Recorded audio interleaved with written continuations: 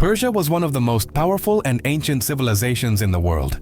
Today we are going to discover how this great civilization evolved over time to become the modern country we now call Iran. Prepare for a journey through thousands of years of history. More than 3,000 years ago, in a vast region of Southeast Asia began to form a powerful and unique civilization, ancient Persia, located in what we know today as Iran. This land was home to ancient peoples who built cities, created religions, and left traces that still endure. The Persians did not emerge from nowhere, were the result of centuries of migrations and cultural evolution. The first peoples who inhabited the Iranian plateau were of Indo-European origin. One of those groups, the Medes, settled in the north, while another important group, the Persians, settled further south in a region called Persia. Both peoples spoke similar languages, had similar customs, and over time would become the protagonists of a great story. The region of Persia gave its name to the Persians, a nomadic group that became sedentary and founded small kingdoms and queens. One of these kingdoms would be ruled by Cyrus I, the grandfather of a young man who would change the course of history. Cyrus II, better known as Cyrus the Great. Meanwhile, the Medes had become a regional power under their king Astyages. In the year 550 BC, Cyrus the Great rebelled against his grandfather Astyages and managed to defeat him. Thus was born the Achaemenid Empire, considered the first great. Not only conquered the Medes, but also unified different peoples. Under his leadership, his vision was to build a just, powerful empire that respected the conquered cultures. Cyrus the Great conquered Babylon in 539 BC and allowed enslaved peoples like the Jews to return to their land. This gesture made him famous as a liberator, not just a conqueror. His government was so wise that it was even mentioned in the Bible. Under his leadership, Persia became a power that dominated from India to the Mediterranean. After the death of Cyrus the Great, his son Cambyses II inherited the throne.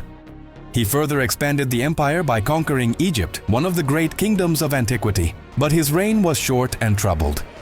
After his mysterious death, there was chaos and internal struggles for power. It was then that another great leader, Darius the First, appeared. Darius I, also called Darius the Great, took control of the empire and reorganized it, created an efficient administration, divided the territory into provinces called satrapies, and established a fair tax system. Also built roads and founded a new capital, Persepolis, a symbol of Persian greatness. Under the rule of Darius, the Persian Empire reached its greatest extent, becoming the largest in the world up to this point, with territories on 3 continents: Asia, Africa, and Europe. However, it also faced challenges such as rebellions in Greece, which gave rise to the famous Medical Wars, which would mark the conflict between Persia and the Greek cities. The Medical Wars began with the battles of Marathon and Thermopylae, where the Greeks resisted. The Persian advance. Although Persia was powerful, it did not manage to conquer Greece completely. However, the empire was still vast and strong.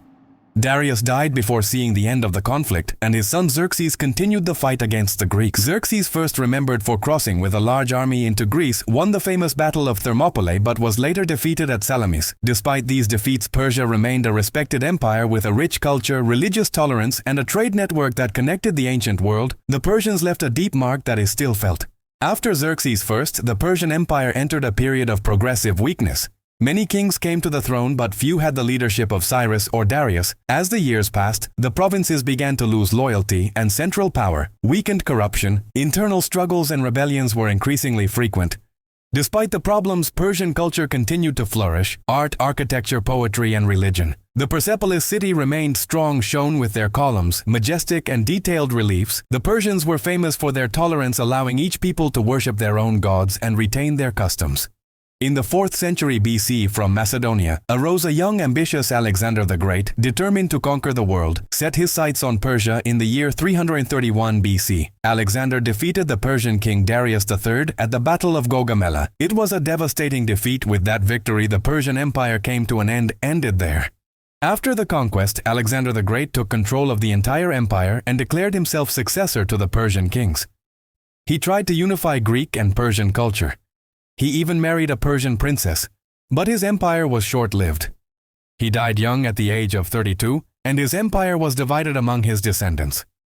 Persia came under the control of the Seleucids, a Hellenistic kingdom. The Seleucids dominated Persia for more than a century, imposing Greek culture. However, the Persian people never lost their identity.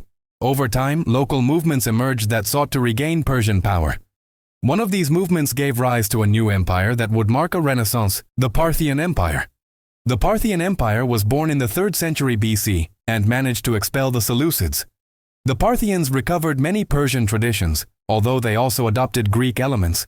They created a strong, decentralized empire capable of resisting even the Romans. They were a great power for almost 500 years.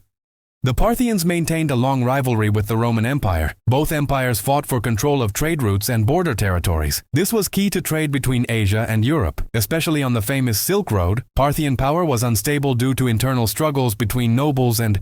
In the 3rd century BC, the Parthians were defeated by a new Persian dynasty, the Sassanids. This dynasty strongly restored Persian pride and was considered a direct descendant of the Achaemenids.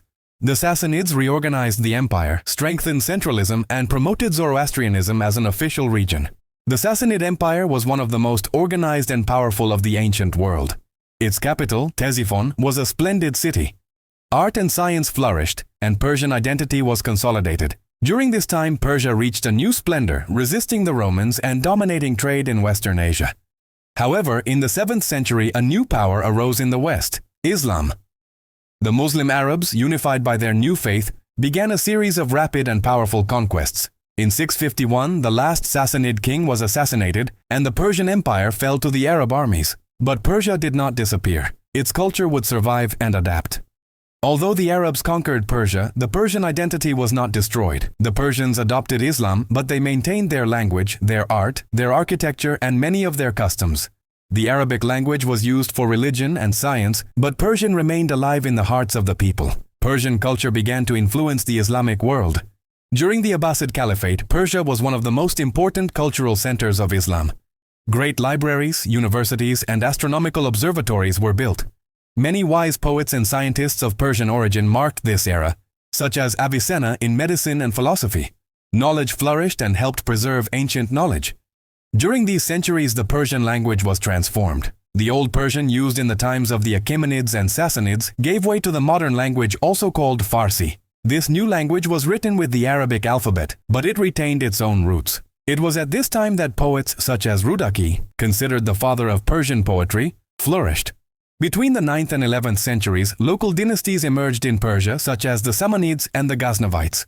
Although Muslim, these dynasties were deeply Persian in their culture. They supported Farsi literature, philosophy, and science.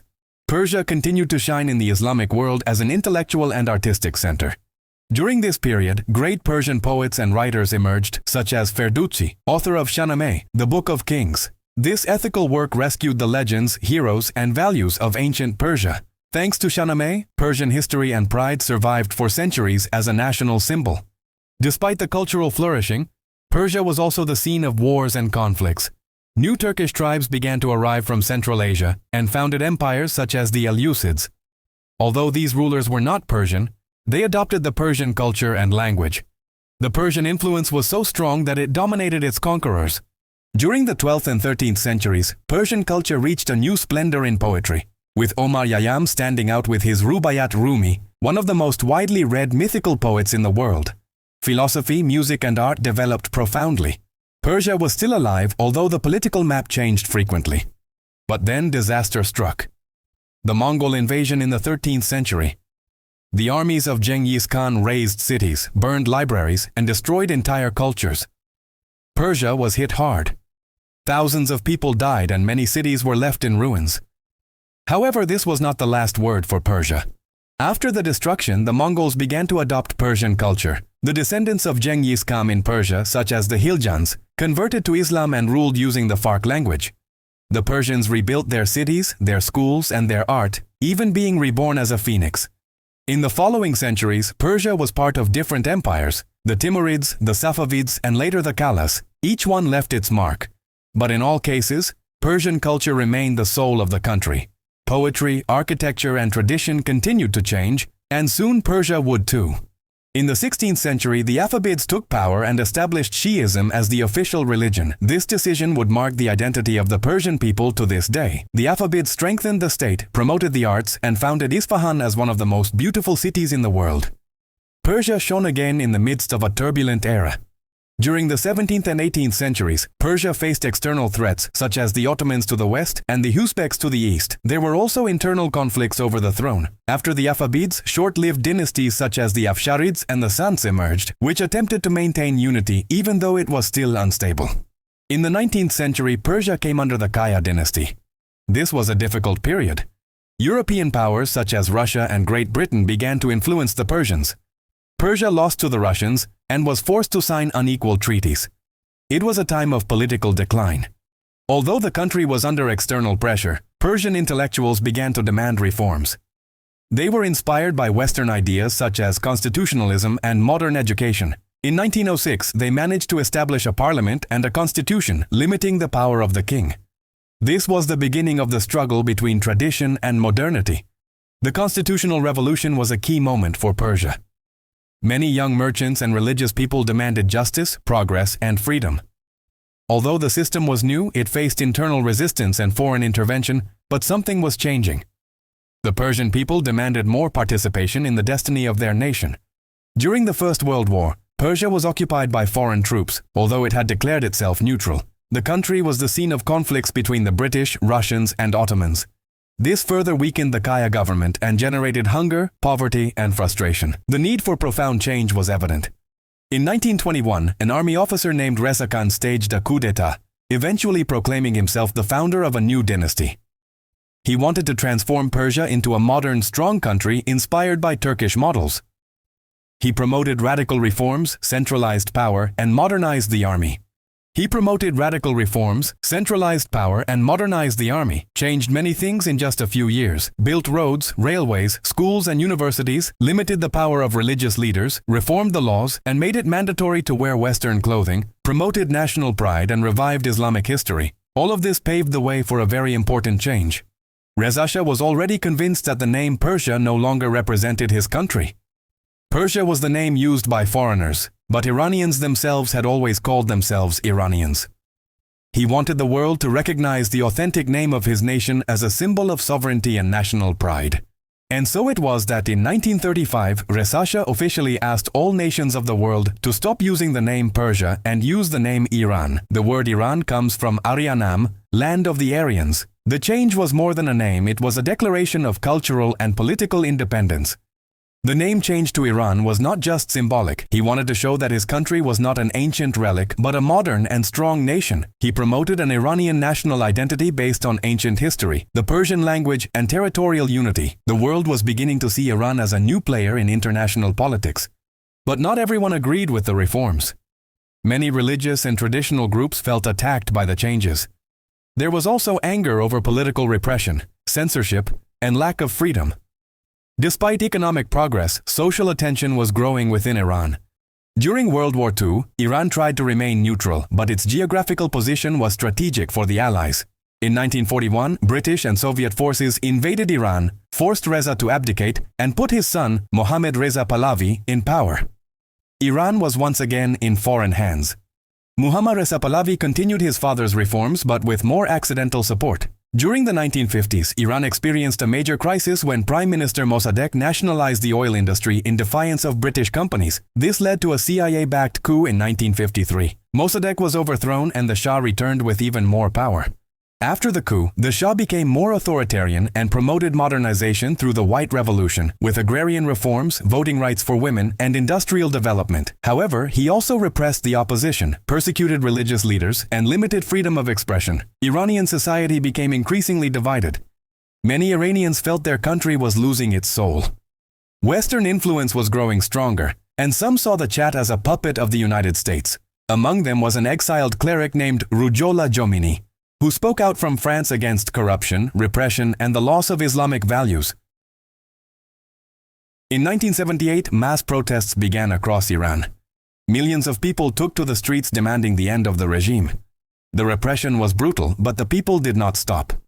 Finally, in January 1979, he left the country.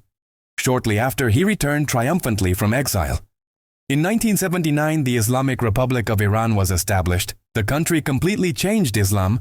Shia became the basis of the government. Religious laws replaced the Shah's reforms, and opponents of the new regime were also persecuted. Iran had entered a new era full of challenges. Since then, Iran has experienced moments of attention with accident, especially with the United States. It has also faced wars such as the bloody war with Iraq between 1980 and 1988. But Iran has known how to resist and continue based on its history, religion, language, and unique culture. Today, Iran is a modern nation with a young and educated population. It still has political tensions, but also a cultural legacy that astonishes the world from the time of Cyrus the Great to the present day. The spirit of Persia lives on. Iran is essentially the continuation of an ancient civilization. Iran has managed to adapt to the times without losing its identity. Although political tensions continue, the country remains a cultural reference in the Islamic world. Iranian poetry, cinema, architecture, and philosophy continue to be admired throughout the world. Iran is a living blend of tradition and modernity. In the 21st century, Iran has been in the news for its nuclear policy, its role in the Middle East, and its relations with world powers. But beyond politics, there is a nation of millions of people who work, study, create, and keep alive a millennia-old history. The daily lives of Iranians are as rich as their past. Iran has a territory full of natural beauty, mountains, deserts, coasts, and forests.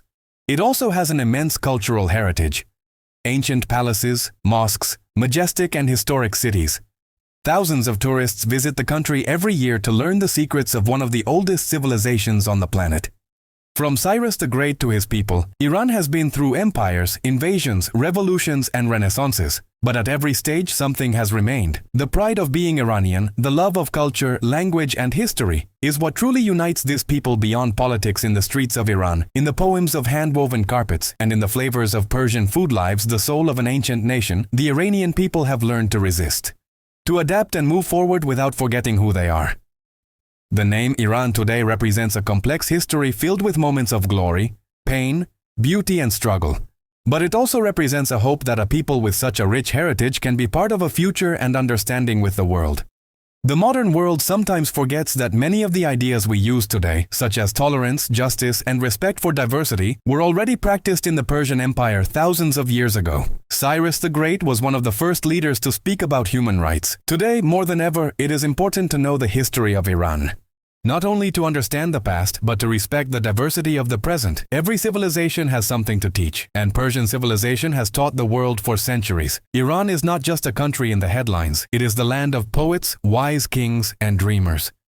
It is the cradle of an ancient empire that still shines in the 21st century. It is a bridge between East and West, between yesterday and tomorrow. The story of how Persia became Iran is not just a change of name. It is the story of a people who have resisted time, wars, revolutions, and foreign ideas. Iran is the heir of Persia, a nation proud of its past, firm in its present, and with hope for the future, and that is its true greatness.